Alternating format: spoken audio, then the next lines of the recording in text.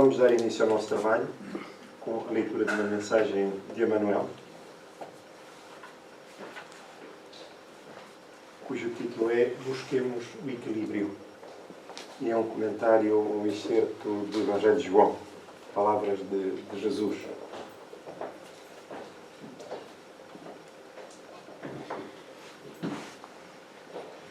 Aquele que diz permanecer nele deve também andar como ele andou. E Emmanuel comenta: caminhar sem medo, não te cases à imprudência, a pretexto de cultivar desassombro. Se nos devotamos ao Evangelho, procuremos agir segundo os padrões do Divino Mestre, que nunca apresentam lugar à temeridade. Jesus salienta o imperativo da edificação do Reino de Deus, mas não sacrifica os interesses dos outros em obras precipitadas. Aconselha a sinceridade do sim, sim, não, não. Entretanto, não se confia à rudeza contundente. Destaca as ruínas morais do farisaísmo dogmático, todavia, rende culto à lei de Moisés. Reergue Lázaro do sepulcro, contudo, não alimenta a pretensão de frutá-lo em definitivo à morte do corpo. Consciente do poder de que se acha investido, não menospreza a autoridade política que deve reger as necessidades do povo e ensina que se deve dar a César o que é de César e a Deus o que é de Deus. Preso e sentenciado ao suplício, não se perde em bravatas labiais, não obstante reconhecer o devotamento com que é seguido pelas entidades angélicas. Atendamos ao modelo divino que não devemos esquecer, desempenhando a nossa tarefa com lealdade e coragem, mas evitemos o arrojo desnecessário que vale por leviandade perigosa. Um coração medroso congela o trabalho. Um coração temerário incendeia qualquer serviço arrasando-o. Busquemos, pois, o equilíbrio com Jesus e fugiremos, naturalmente, ao extremismo, que é sempre o escuro sinal da desarmonia ou da violência, da perturbação ou da morte. Oração, adoção introdutória dos nossos trabalhos, procurando colocar na nossa tela mental a figura de Jesus, que nos ampara e que vem ao nosso encontro, envolvendo-nos com as doces vibrações do seu amor. Mergulhados no ambiente energético, espiritual, de condição vibratória superior. O ambiente é harmonioso, que acalma, que acerena as nossas almas das preocupações mundanas, legítimas, mas, porém, estes são os momentos em que procuramos sintonizarmos com Jesus e com Deus, nosso Pai. A nossa alma desdobra-se de par em par, como a flor, no movimento de entropia, se dirige para o sol, para lhe colher o calor amoroso e ameno, a fim de lhe revigorar as forças e dar-lhe ânimo para continuar na sua singela tarefa de embelezar o mundo, de fertilizar a terra. Eis-nos, pois, diante do Rei Solar, amigo incomparável das nossas vidas, Jesus, envolve-nos com seu abraço amoroso. Pai de infinita misericórdia, querido Jesus, eis-nos reunidos em vosso nome nesta manhã, procurando afinar os nossos pensamentos, pelos bons propósitos que nos animam,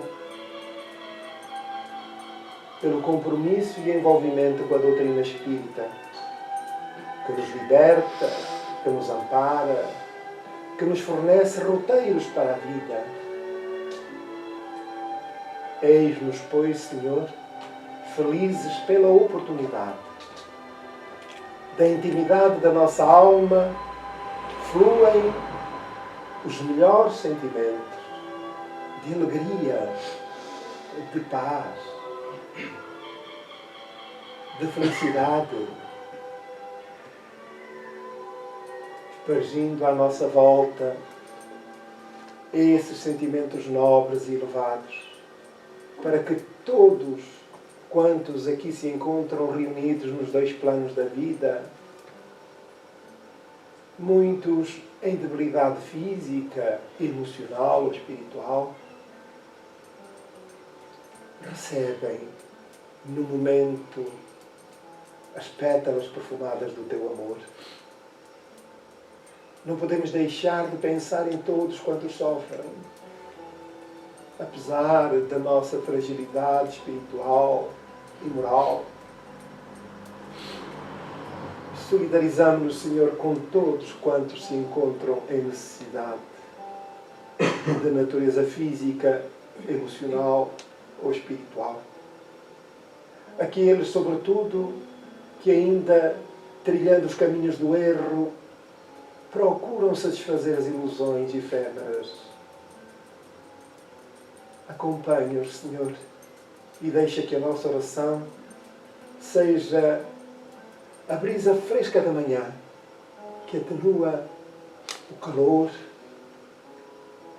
o aguilhão da dor, da consciência, da turbulência, da violência, a fim de que sintam os mais necessitados e perturbados o afago do teu amor, a fim de se poderem render à vossa proposta, ao vosso convite. Lembramos, Senhor, os suicidas, os toxicodependentes. Lembramos, Senhor, os que se encontram em solidão, crianças, jovens ou idosos. Somos todos caminhantes da vida, rumo ao teu encontro. Abençoa, pois, Senhor, os nossos bons propósitos e faz-te presente, continuando conosco, abençoando estes momentos de iluminação superior. Muito obrigado, Senhor.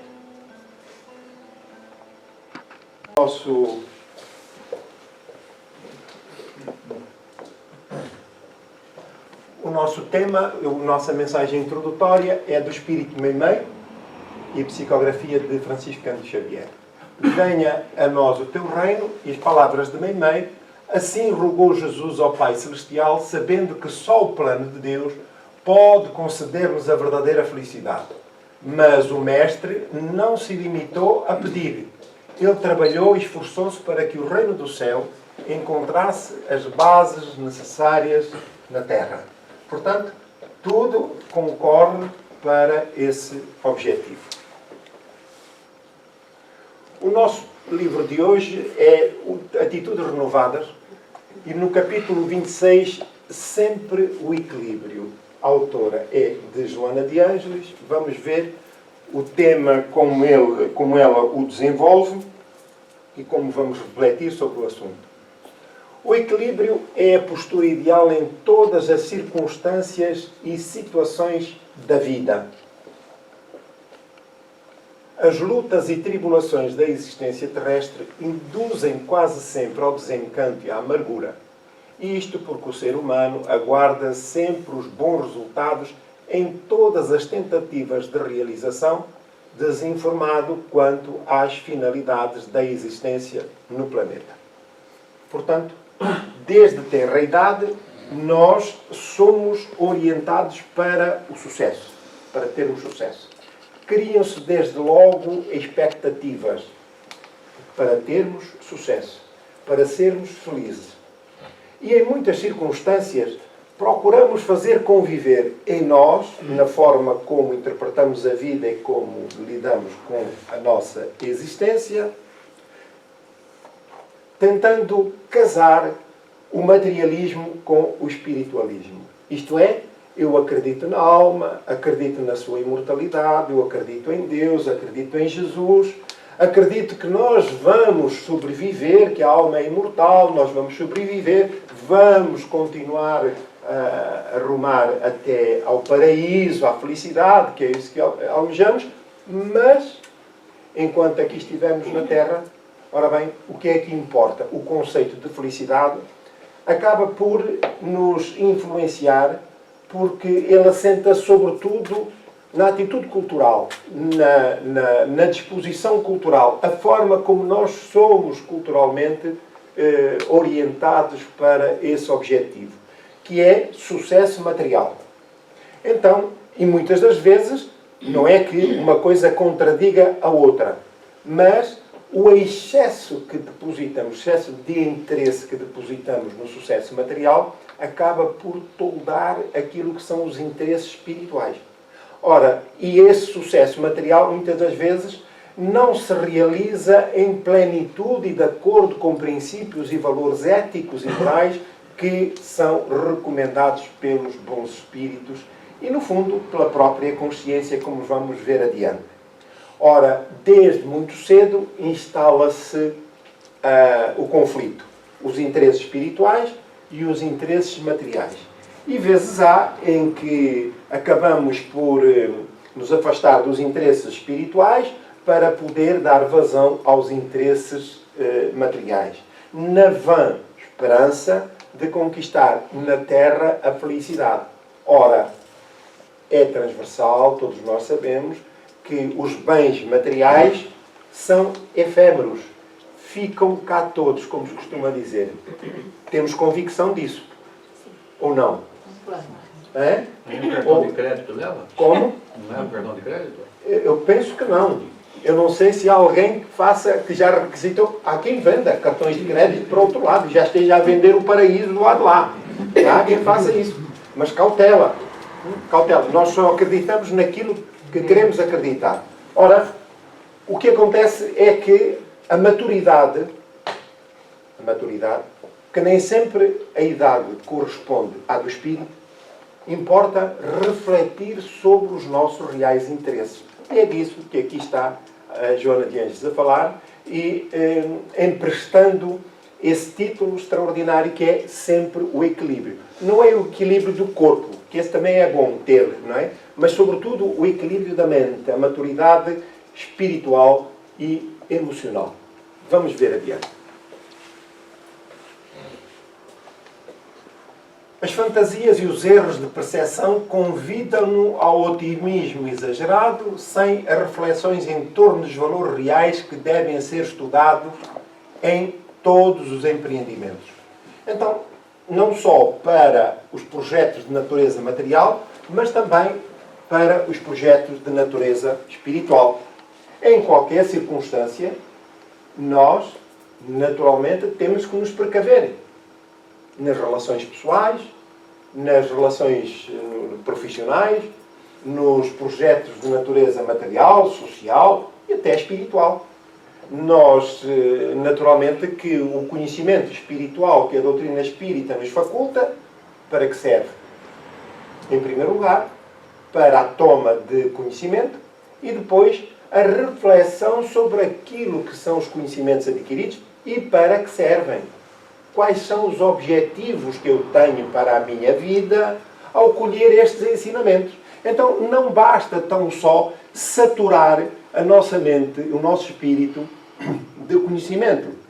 É importante que ele sirva de mote à reflexão, para que dê aso a projetos de vida, para que mais adiante hajam objetivos e fins superiores, resultante de todos os trabalhos que são realizados a montante.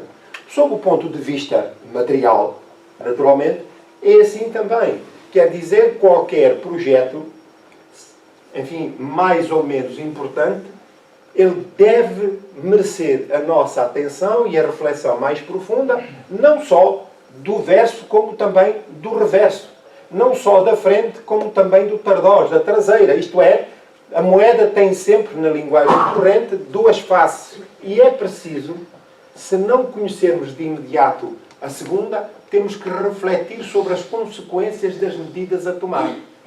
Acontece que, por inerência à concepção cultural que temos da felicidade, que é sempre em frente, sem ponderar das eventuais consequências que advirão e que são naturais na própria vida, seja de âmbito material, seja de âmbito espiritual, devem ser previstos para eventual resolução e prevenção.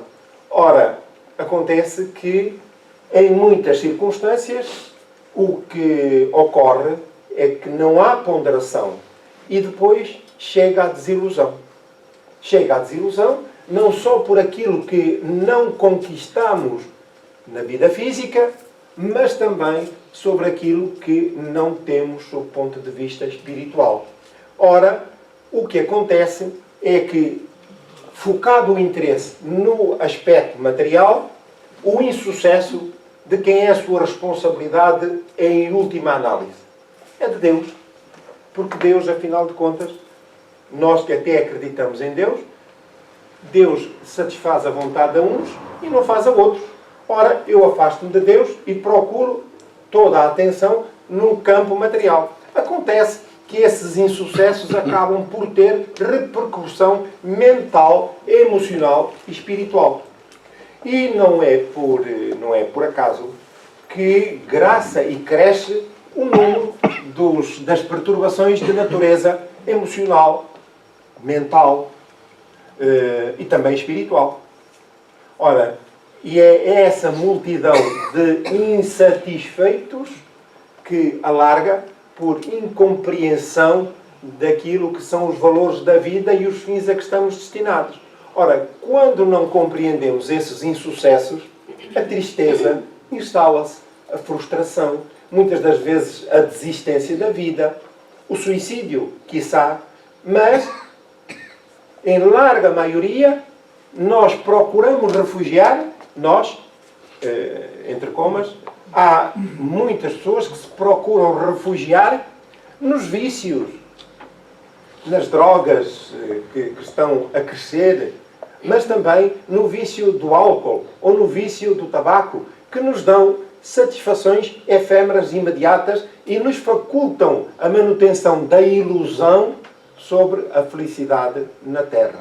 Ora, essas consequências, esses danos, irão repercutir-se logo, se não na presente existência, mas de imediato na vida espiritual e nas reencarnações subsequentes. É por isso que é importante refletir para manter o equilíbrio. Para manter o equilíbrio é preciso conhecer um mecanismo da vida, a dinâmica da vida.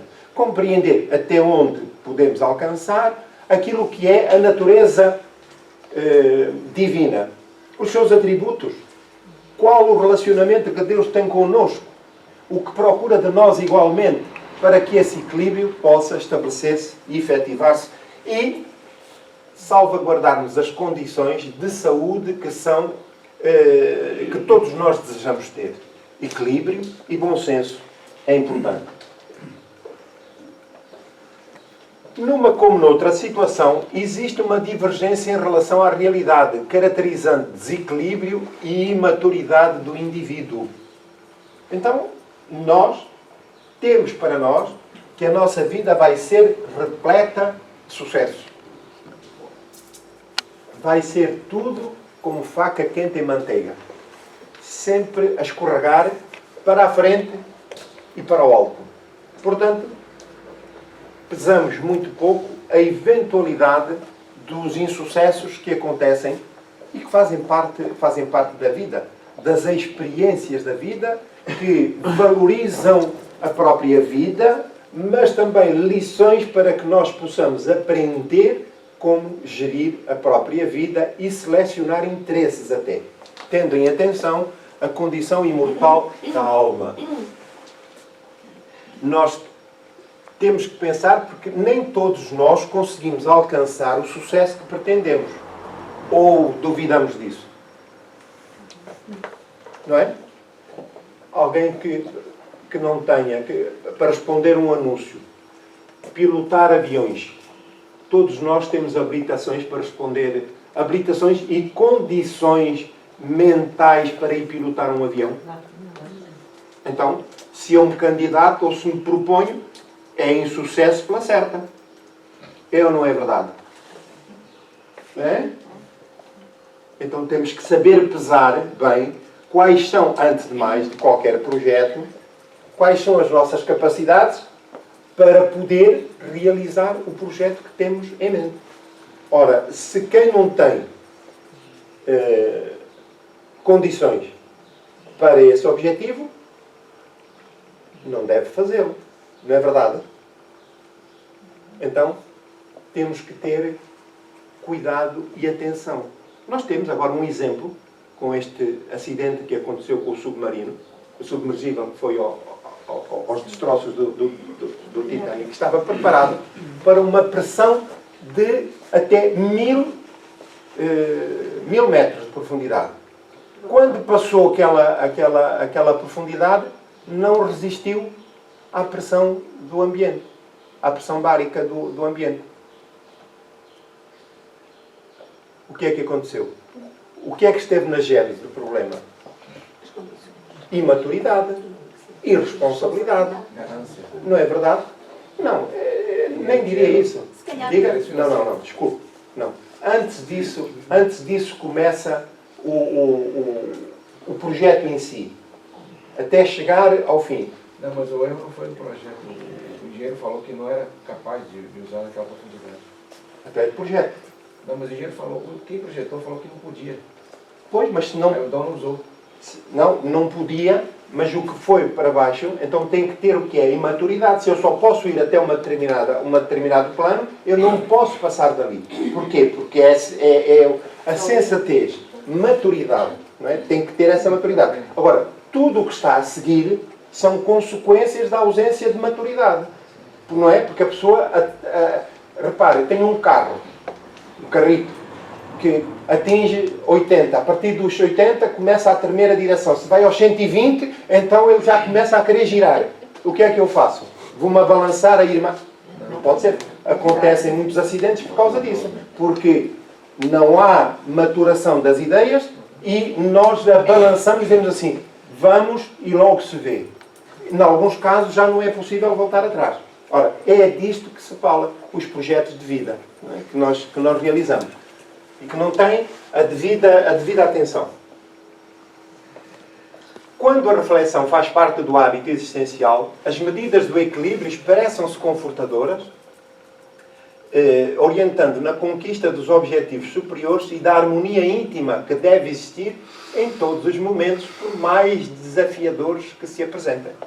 Reparem que o que está aqui o Espírito a dizer é que, apesar das dificuldades que eventualmente tenhamos de enfrentar, a forma como as circunstâncias e a própria vida é encarada transmite-nos esse equilíbrio, a sensatez, a ponderação, essa harmonização diante dos próprios problemas, porque estamos numa atitude preventiva e pouco leviana, ou nenhuma leviandade na visão que temos e que colocamos na vida.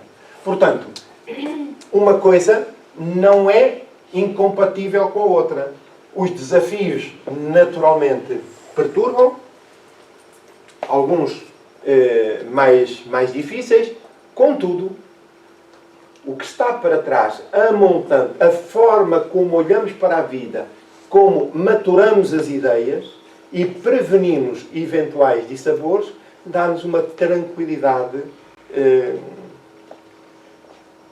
que é incomum e que, portanto, não é incompatível com as circunstâncias da vida. Por outro lado, a insensatez que predomina no comportamento humano encarrega-se de conduzir a pessoa à procura da felicidade alegre e juvenil, feita de sonhos e engodos que passam deixando o vazio existencial em prevalência.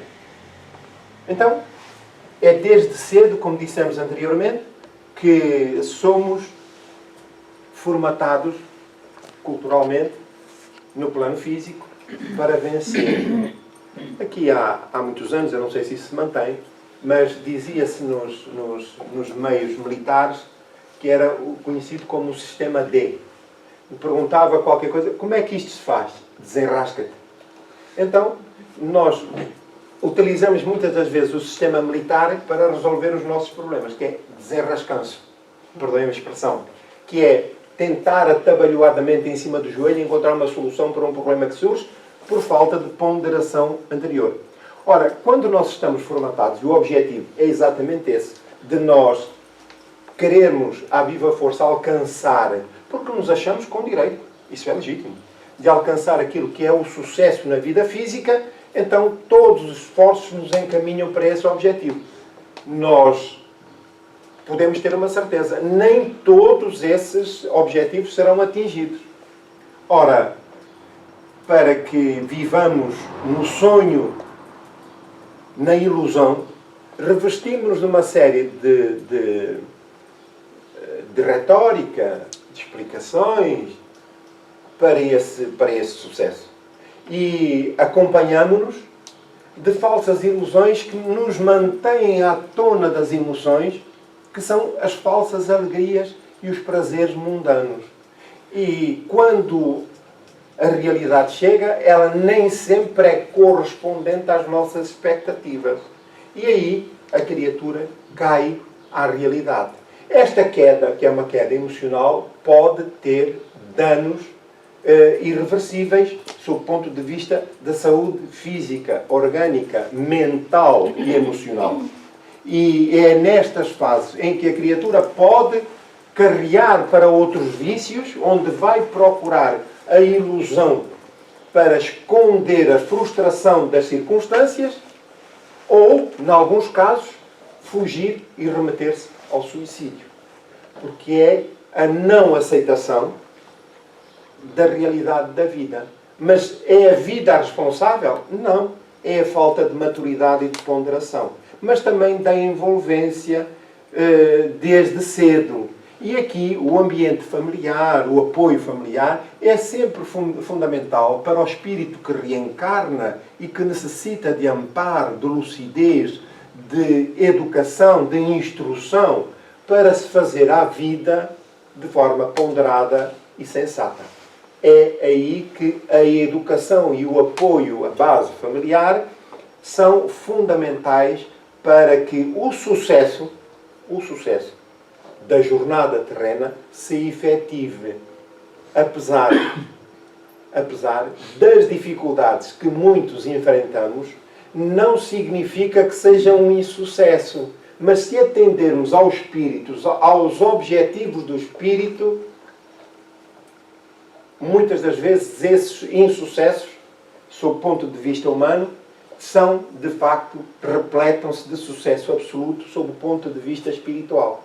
Ora, nós já sabemos que, sob o ponto de vista material, tudo isso não terá a mínima importância para o retorno do espírito à espiritualidade. Se foi mais rico, menos rico, se foi pobre, menos pobre, se foi miserável, isto ou aquilo, isso não vai ter qualquer interferência. O que vai ter, sim, interferência é como usou as oportunidades da vida para o seu crescimento espiritual e moral. É isso que vai pesar. Portanto, esta é uma fase de mudança em que nós estamos a rever os parâmetros da própria existência, das prioridades, aquilo que nos deve, de facto, importar e onde devemos investir os nossos interesses, tendo em atenção o espírito, a sua imortalidade. Se houver alguma dúvida, agradeço que me coloquem, por favor. Há circunstâncias até em que a competição e a rivalidade criam entusiasmo excessivo que termina em frustração e amargura. Quer dizer, estamos a partilhar o espaço e o tempo com outros E a preocupação não é propriamente a nossa, é a preocupação que o outro nos passe adiante. É como se fôssemos num carrito, não é? Queremos passar outro mais potente, a gente bem chega ao acelerador, carrega no acelerador e não sai daquele ramo-ramo. E não consegue esse objetivo. E aqui exatamente a mesma coisa. Isso quererá dizer que a competição na vida é com os nossos próprios, com nós mesmos, com o aprimoramento moral e não com os outros. Sem dúvida. Sem dúvida. Porque esse é o primeiro objetivo. Saber quem somos para podermos encetar, de facto, o trabalho de renovação. Mas nós vamos ver, porque a competição normalmente confunde-se também com velocidade. Mas nós vamos ver o que diz Joana de Ângeles a respeito do assunto mais adiante. E, portanto, quando nós não conseguimos, ainda utilizando a imagem gráfica, ultrapassar o outro carro mais potente, qual é a nossa reação? Quando chegar a casa já vou dar esta lata a alguém, já vou vender a lata. Não é? Porque não consegue fazer face ao outro que é mais potente. Porque nós pensamos, a nossa reação o que é? Aquele carrito satisfaz as nossas necessidades? Eu vou seguro? Não vou seguro? Esta velocidade é razoável? Não, eu não estou interessado. Eu estou interessado é que o outro, o que me faz a impressão, é que o outro passou num carro a toda a velocidade e eu não consegui atrapalhar a vida do outro. É isso que eu estou preocupado. É? Egoísta e invejoso. Não é? E, portanto, vai com o pé até ao fundo, até à chapa, e já, quando chegar, já vou-me desfazer da lata. E para comprar um carro mais potente. E casos há em que vai a sair do stand e ele espeta-se logo na primeira curva. Não é? Portanto, tudo isto revelam a natureza íntima da criatura. Não vivemos em função das nossas necessidades, mas em função da imagem que os outros nos transmitem. Porque, em boa verdade, nós não sabemos a vida, o que preocupa, o que é a realidade íntima da outra criatura. Não, é só a aparência. E aqui, no caso, como o carro foi mais potente e passou por nós, é isso que nos incomoda. Nós não queremos que os outros nos passem à frente no trânsito. E isso perturba-nos. Há circunstâncias, o ser humano, porém, encontra-se programado para alcançar o paraíso. Aqui começa a Joana a apresentar já outra nuance da vida que é importante. Estamos formatados para alcançar o paraíso. O que é que isto significa? Todos seremos felizes. Diga. Todos chegaremos a ser felizes. Depende de nós. Como? Depende de nós.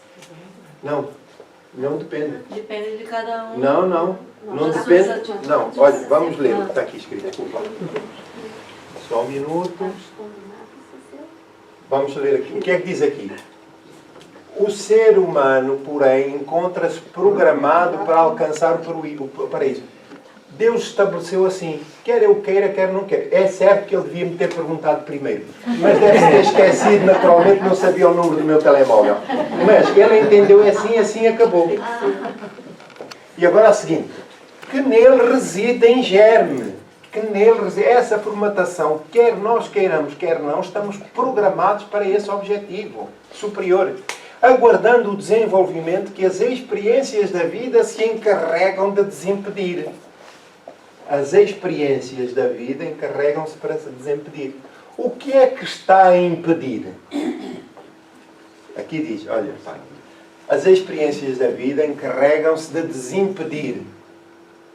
O que é que está a impedir? Nosso ego, nosso orgulho, nossa vaidade, a vaidade, os hábitos. E eu pensava que toda a gente sabia a lição, que íamos dizer todos em cor a resposta. Diga, a Fátima falou? Agora? Sim, os maus hábitos. Os maus hábitos. A competição.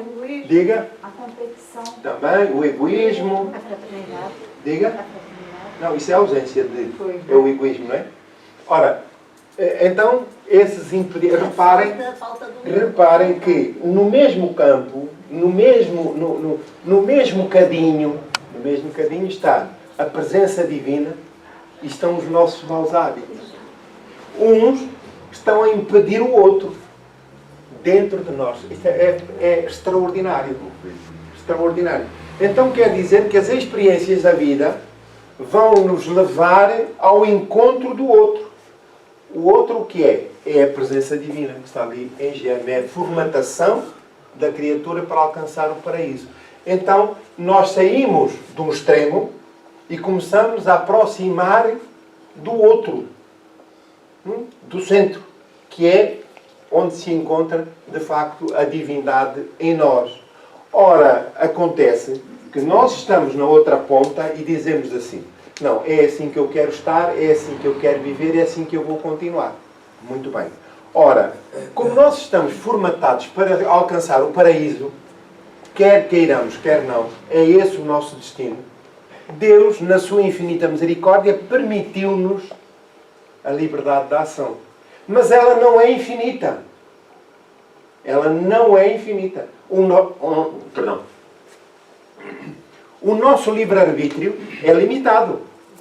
É limitado. Então significa que quando nós não nos movemos daquele ponto do extremo,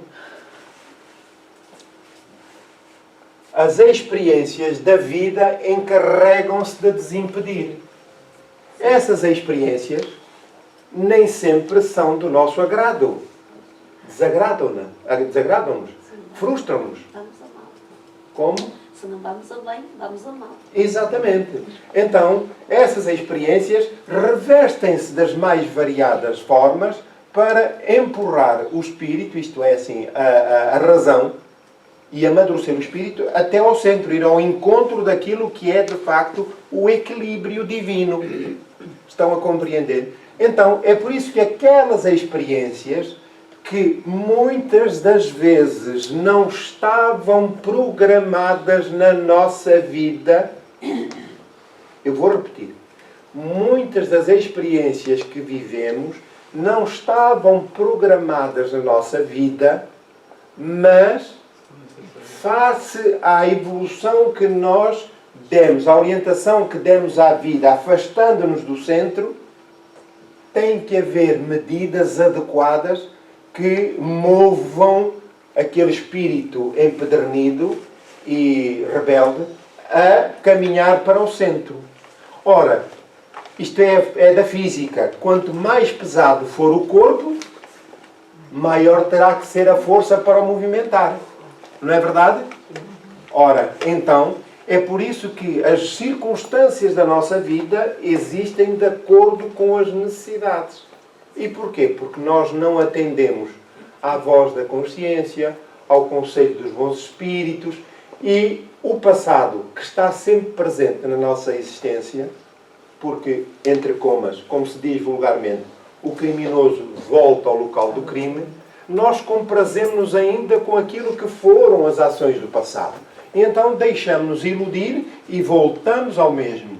Ora, até certo ponto, quem está lá em cima diz assim: ele é teimoso, já lhe demos tantos conselhos, já lhe demos estes sinais, já lhe demos aqueles. Nós até lhe pusemos na família um filho, um pai, uma mãe, um tio, um avô, um amigo, para o ajudar, e ele não dá atenção a ninguém. Ah, então espera aí.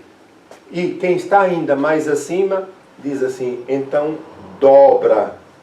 E o aperto é ainda maior. Ora, casos há em que as nossas reencarnações são compulsórias, isto é, nós não participamos nas escolhas das experiências por que vamos passar, porque não temos discernimento nem alcance para entender essas medidas.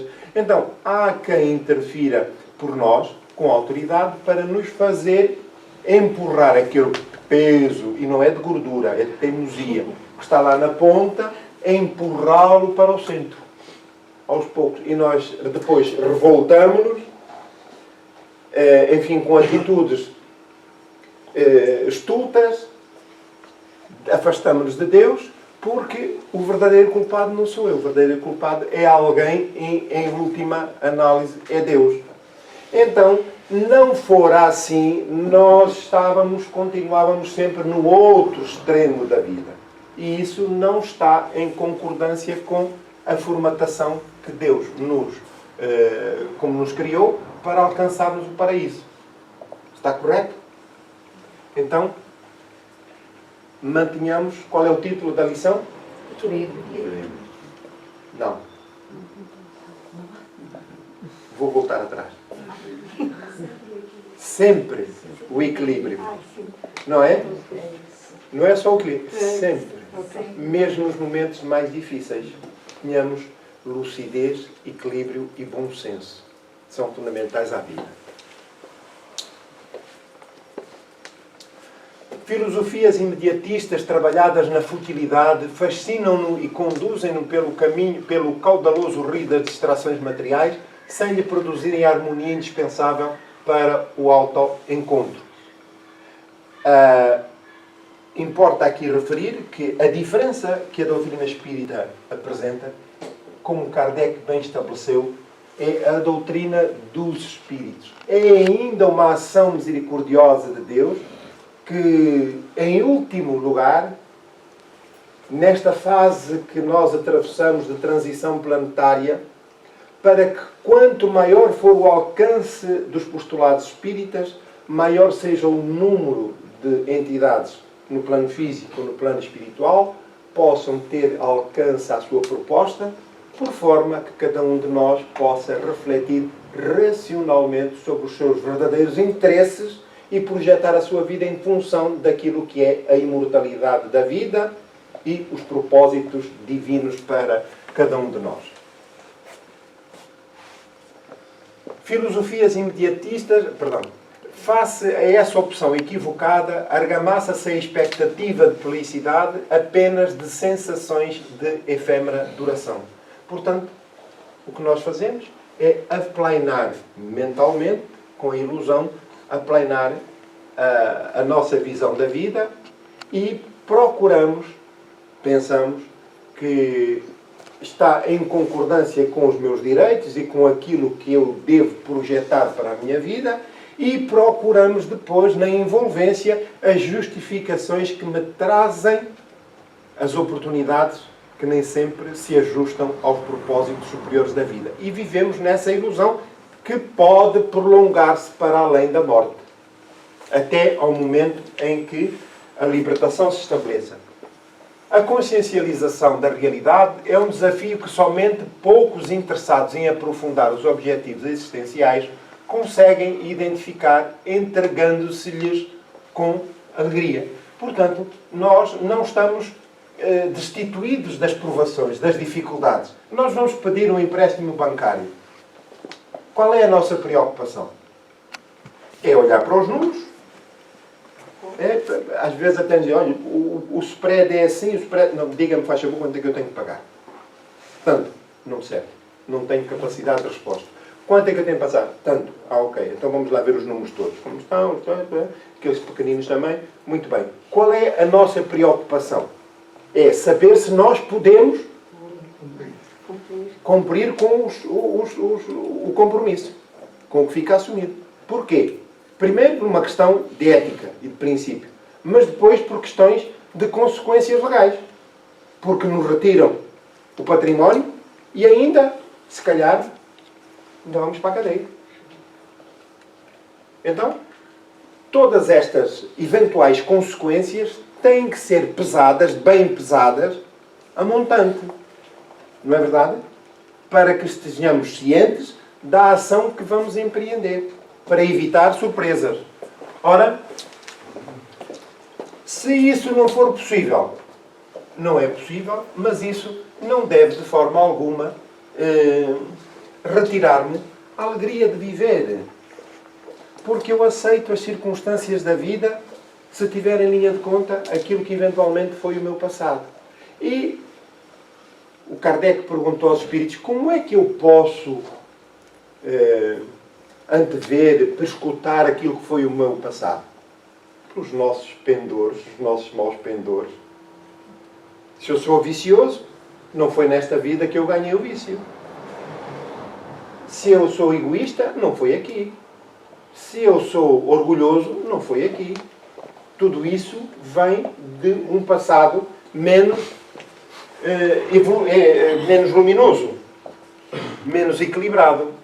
Crê-se indevidamente que são incompatíveis os objetivos do progresso material relativamente aos de natureza transcendental.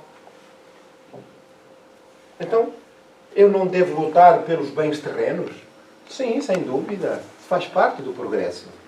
Eu devo. Mas devo com conta, peso e medida. Quer dizer, não inverter as prioridades e não deixar que o materialismo se sobreponha ao espiritual. E há quem, de facto, possa ter um casarão, não é? Daqueles que até se perdem de vista, e há outros que só podem ter uma casinha. Mas com aquilo que eu tenho que me sentir feliz em função daquilo que é a vida. Mas isso não me deve coibir, nem me deve cercear o natural direito ao progresso também material. Está certo? Portanto, isto é importante para dizer, então, mas eu não posso ser rico? Não posso enriquecer? Pode, sem dúvida. Eu não posso trabalhar, não há objetivos que possam ser... Sim. Sim, senhor. Mas isso não está em discordância com os princípios espirituais. O que pode estar, eventualmente, é a subversão de valores. Isso é que é mau. Está certo? Alguma dúvida relativamente a isto? Alexandre, Faz favor. é interessante essa colocação, né? Como o senhor deu o exemplo do piloto do avião, a nossa evolução, tanto espiritual como talvez a material, ela depende do nosso desenvolvimento do conhecimento, né? E da sabedoria, da aplicação no avião. Se eu quero crescer, se eu quero pilotar um avião, eu tenho que estudar, tenho que entender quais são os riscos, como é o caso que aconteceu desse acidente. Então, eu fico vendo o chart que tem anterior, quando a Joana fala, né? Se Deus não quisesse que nós comprássemos uma Ferrari, não deixaria o homem produzir. Mas Ele dá a Ferrari para nós, para que nós possamos conquistá-la de forma moral, né, com conhecimento, e saber usá-la dentro de todas as condições das leis morais e cívicas, né, que existem. Sem dúvida. Entendeu? Absolutamente. Mas agora repare, as contradições da vida. O senhor falou de um Ferrari. Qual é a velocidade máxima dos nossos autoestradas? 120. Então para que é que eu quero um carro que vai andar a 300? Vou andar com ele no meu quintal? Não, o que eu vou é desafiar as autoridades. Mas agora quem é que tem responsabilidade nisso? Não é? Mas o senhor concorda que pode ser até uma questão de uma prova para que você, tendo o poder de ir a 280 e andar a 120? Tudo bem, mas estou a tentar desmontar as contradições da própria vida. Por exemplo, na Alemanha há autoestradas em que não tem limite de velocidade. Em Portugal há essa contradição. Agora, se alguém quer comprar um carro topo de gama que anda a 300 e que não vai ultrapassar os 120, ótimo, porque tem outra capacidade de reação, pode ter outras condições técnicas, outro conforto, por aí adiante. Mas eu só quero que nós pensemos nas contradições da própria vida, não é verdade? Pronto. Muito bem. Então vamos adiante. A consciencialização da realidade é um desafio que somente poucos interessados em aprofundar os objetivos existenciais conseguem identificar, entregando-se-lhes com alegria. Portanto, analisar a própria vida e onde é que me encaixo neste processo é fundamental. Crê-se indevidamente que são incompatíveis os objetivos do progresso material relativamente... já tinha enganei-me aqui. Então, é assim. Está certo. É assim. Os compromissos terrenos, aqueles que fomentam o progresso da sociedade, também fazem parte integrante das altas responsabilidades morais do espírito imortal. Há pessoas, espíritos, que no seu processo de escolha da reencarnação, dos seus compromissos, comprometem-se uns com programas de natureza espiritual, outros programas de natureza social, outros material. Compreende? As pessoas que estão melhores dotadas para lidar com dinheiro, para fazer multiplicar o seu dinheiro, mas se esse dinheiro de alguma forma, vai servir para a comunidade, servir no sentido de criar oportunidades. Sentido de criar oportunidades. São os seus dotes, as suas capacidades, a sua inteligência que ele está a aplicar naquele trabalho que desenvolve, numa área ou noutra. Isto é extraordinário porque nós percebemos que estamos todos em rede. Deus criou a vida e deu a todos os seus filhos a oportunidade do progresso. E esse progresso não se cinge exclusivamente a uma determinada orientação. Mas aquilo que importa é que essa orientação esteja em consonância com os valores do bem e atinjam valores superiores.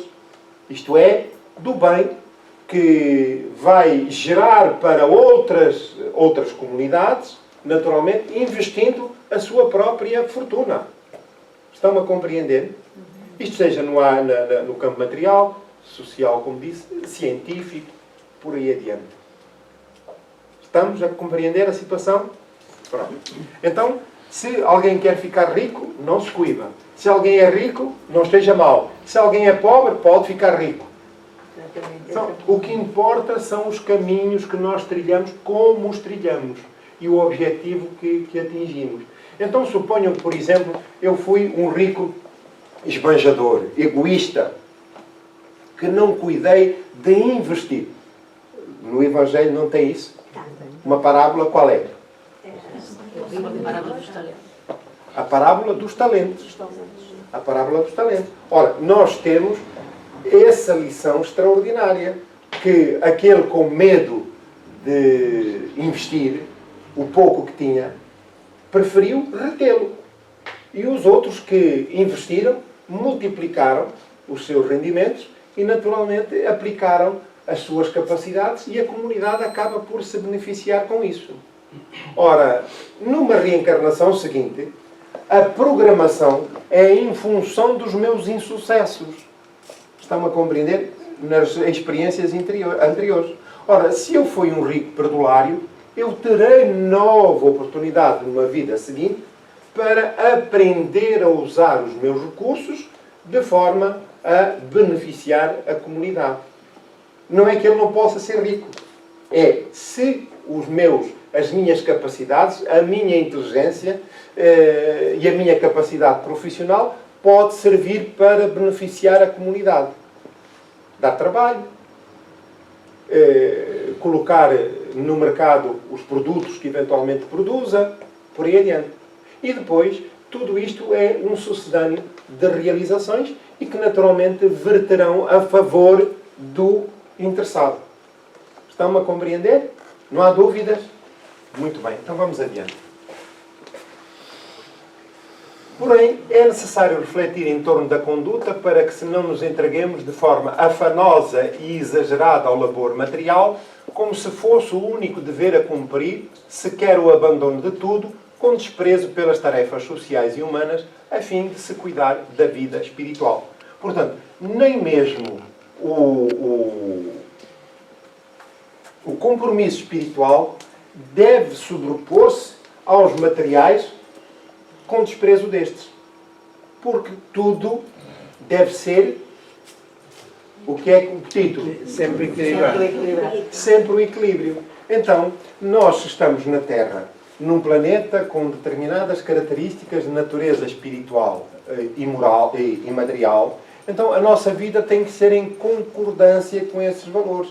Então, nós não podemos desprezar a família, não podemos desprezar os nossos compromissos sociais, não podemos desprezar para dizer assim, não, eu agora sou espírita. Portanto, espírita a tempo inteiro, 24 horas e à noite. E, portanto, tudo o resto passa para segundo plano. Não.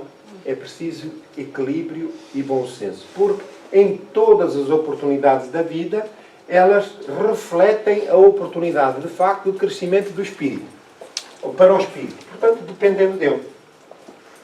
As experiências vividas no corpo físico são de vital importância para o desenvolvimento do espírito, alargar horizontes de conhecimento e do sentimento, penetrando lentamente pelos enigmas da vida. Portanto, tudo aquilo que ocorre no plano físico, nós temos de valorizar e dar-lhe a importância, de facto, que tem para o nosso crescimento. Veja-se um detalhe muito curioso. Quando nós passamos para o lado de lá, todos os nossos sentidos estão formatados para quê? Para, por exemplo, para escrever, pegar num lápis e escrever. Falar, para poder transmitir o nosso pensamento. Portanto, estamos ainda muito identificados com as forças físicas. Ora, quando passamos para o lado de lá, há já patamares em que esses requisitos já não são necessários. Então já não precisamos de falar. Transmitimos pelo pensamento. E acontece que nós temos que nos habituar lá. Temos que fazer um tirocínio para nos adaptarmos a essas circunstâncias. E depois há um outro dado curioso. Quando os bons espíritos se comunicam com os médiuns, por exemplo, no caso da psicografia, da escrita, o pensamento é tão veloz que muitas das vezes o médium tem dificuldade em captar de imediato o pensamento do espírito. Portanto, vivemos a ritmos diferentes.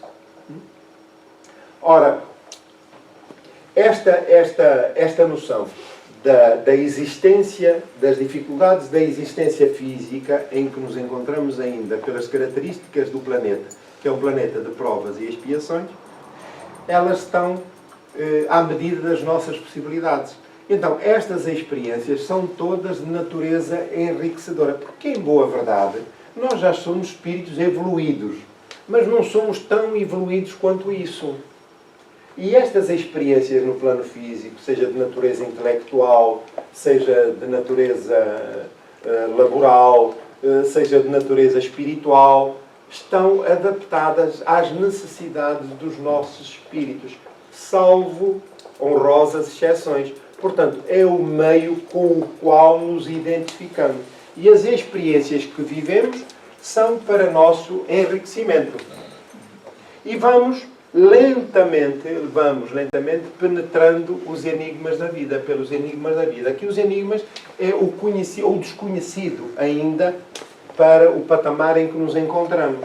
Portanto, à medida que nós vamos exercitando, a nossa mente vai se abrindo para outros campos.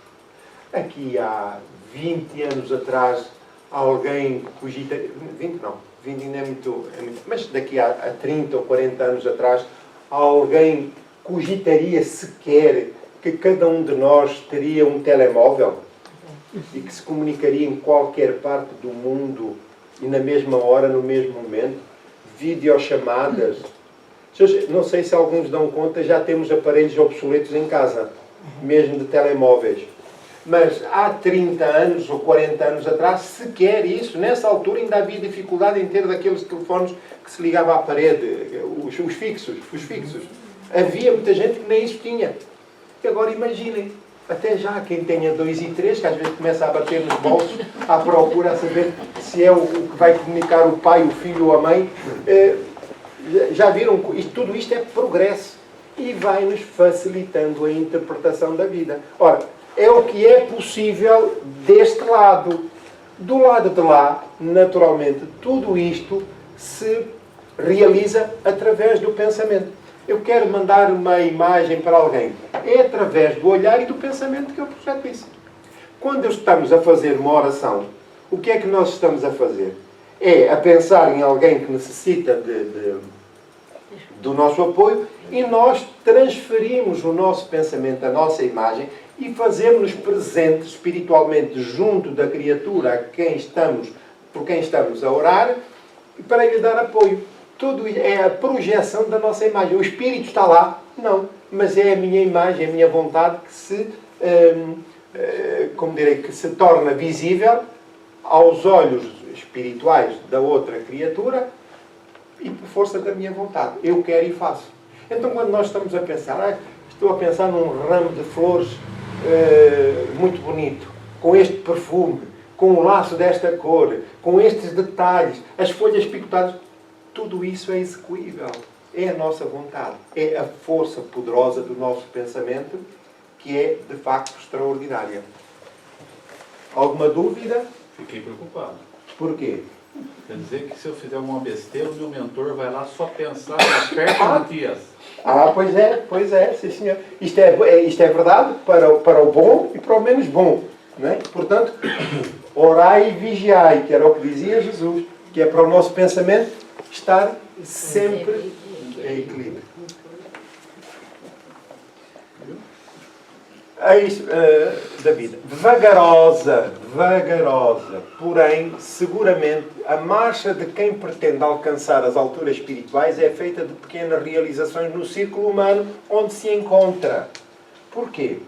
Porque nós, na partilha do espaço, do tempo, das nossas relações interpessoais, familiares ou não, em que é o cadinho da vida onde nós estamos a aprender a expor a exercitar o melhor de nós e a valorizar o próximo que, dependendo da nossa intenção, acaba a nossa ação por ter mais ou menos repercussão em função da minha intenção. Portanto, se for solidário, fraterno, espiritualmente elevado, no propósito que me leva ao encontro dos outros, isso é excelente. Eu estou-me a enriquecer espiritualmente. Se for ao contrário, egoísmo, orgulho, por aí adiante, e sucedâneos, então eu ainda adenso mais o meu campo energético e vibratório. A conquista real da felicidade torna-se factível somente quando se compreende do que a mesma se constitui. Ora, a felicidade não pode, o meu conceito de felicidade não pode estar assente naquilo que são os bens efêmeros da matéria. Não é verdade? Porque já sei que tudo vai ruir. Então não vale a pena eu estar com demasiado apego às coisas terrenas. Tenho que as conservar. Mas isso é uma questão natural de responsabilidade. Não é um apego. Há pessoas que os familiares até já partiram e continuam a ter a roupa toda nos... É só uma pequena reflexão. E, no entanto, há muita gente a precisar de roupa. Há quem tenha... alguns são nossos mesmo. Eu tenho lá um fato, o meu fato de casamento, está lá guardado. Eu olho para ele e olho para... Não, tu ainda vais conseguir entrar ali. Deixa de estar aí. Portanto, quer dizer, nós já estamos um bocadinho mais, eu não direi gordo, mas um bocadinho mais afanados. E estamos sempre na esperança de que vamos encolher. Mas e o resto? A boca não fecha, continua ali, né? Diga. A boca não fecha, continua. Não, sempre a faturar. Então, reparem que chegamos a este ponto de estarmos limitados àquilo que é uma circunstância infeliz da vida, porque não temos a noção exata do conceito de felicidade a que estamos destinados irremediavelmente. Portanto, é importante compreender o conceito de felicidade. Eu estou a trabalhar para ser feliz de facto. E neste momento eu já posso ter uns laivos dessas emoções da felicidade. Quando a consciência, que é onde se encontra depositadas as leis da vida, me correspondem em satisfação, em emoção, em prazer até de estar de bem com a vida, como se costuma dizer. Os fogos fatos do prazer apresentados pelo materialismo e pelas doutrinas religiosas da ocasião diluem-se à medida que a realidade se apresenta. Todos desejam a conquista do paraíso. Não obstante, poucos se entregam ao trabalho de o encontrar, derrapando nos abismos do desequilíbrio. Portanto, dá trabalho, sim, mas o progresso faz-se com trabalho.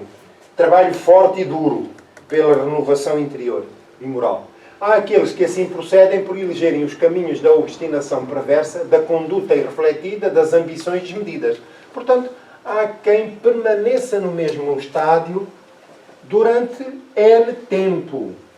Dias, meses, anos, séculos a fio, porque são obstinados e porque entendem que a vida tem que girar de acordo com os seus interesses. Mas não gira.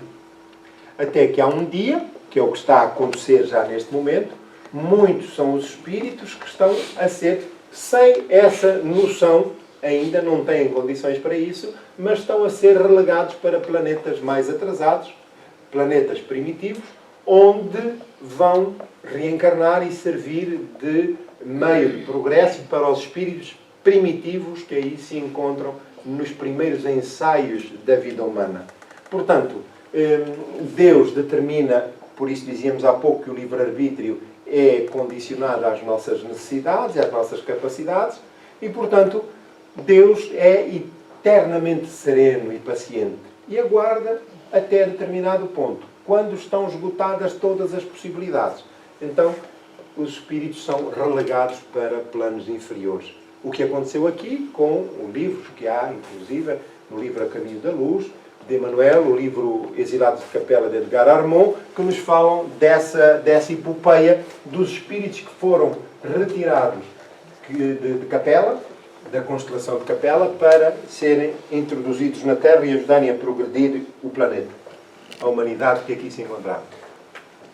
E outros existem que, embora se encontrem nos roteiros do bem, utilizam-se negativamente das suas diretrizes para autopromover-se, afligindo e ignorando os demais carentes que encontram pelo caminho. Alguns já estão pelo caminho do bem, mas ainda com alguma reticência, porque é o passado, o pendor, que fala mais alto. Então, agimos de acordo, ou agimos irrefletidamente, na forma como nos relacionamos com outros, que apesar do bem, esse bem está condicionado aos nossos pendores, aos nossos gostos. E já estamos no caminho do bem, mas há ainda algumas reticências, algumas reservas. Desse modo, seguem aos infernos, trilhando roteiros do céu, isto é, da bondade, da fé, da solidariedade, que não sabem ou não desejam vivenciar. Portanto, quer dizer, apesar dos trilhos no bem, há ainda circunstâncias que esses espíritos têm que viver, porque, em boa verdade, a violação dos princípios básicos do direito, do respeito pelo próximo e para consigo mesmo e para com a vida, estão a ser fortemente violados. Portanto, vamos terminar, porque já estamos, deixei passar aqui a hora, vamos aqui tão somente dizer o seguinte, que Jesus, o Rei Solar, desceu ao vale sombrio do planeta, mergulhando nas densas vibrações de modo a libertar por definitivo todos aqueles que ainda se encontravam aprisionados na ignorância e na selvageria. O seu equilíbrio durante a transfiguração gloriosa em que foi homenageado por Moisés e Elias no Monte do Tabor, permaneceu inalterado com os mesmos significados quando na de infâmia e punição indevida. Portanto, o mesmo equilíbrio, a mesma sensatez, a mesma tranquilidade, a mesma paz de espírito, Jesus viveu quer num caso, este de glorificação do seu estatuto, com a presença de Moisés e Elias, como foi no caso da crucificação. Portanto, muito sereno, não se deixou perturbar minimamente pela perturbação dos seus circundantes. Esse é o equilíbrio máximo na elevação do amor sublime e no momento de adentrar-se na esplêndida e permanente madrugada luminosa da imortalidade através da ressurreição. Portanto, trabalhar aqui para que, do outro lado, possamos encontrar, de facto, o resultado desse esforço, desse trabalho. Alguma dúvida que tenha ficado a respeito do tema? Então, sempre o equilíbrio, que é a recomendação de Joana de Ângeles. Vamos encerrar o nosso trabalho. Vamos unir os nossos pensamentos a Jesus.